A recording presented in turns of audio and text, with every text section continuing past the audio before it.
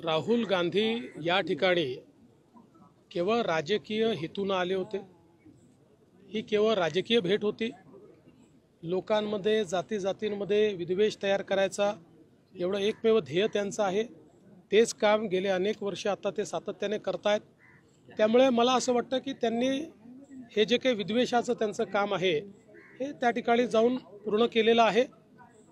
महाराष्ट्राचं सरकार संवेदनशील असल्यामुळेच या ठिकाणी या संपूर्ण प्रकरणाची आम्ही न्यायालयीन चौकशी ही घोषित केलेली आहे। न्यायालयीन चौकशीमध्ये या संदर्भातलं सगळं सत्य आणि तथ्य बाहेर येईल।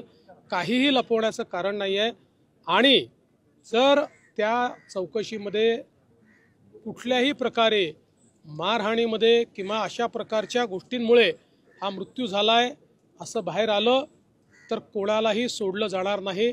कठोरात कठोर अशा प्रकारची कारवाई ही केली जाईल। पवार साहेबांनी मला एवढं सांगितलं की या दोन्ही ठिकाणी तुम्ही लक्ष घाला। मी त्यांना सांगितलं मी पूर्ण लक्ष घातलेलं आहे।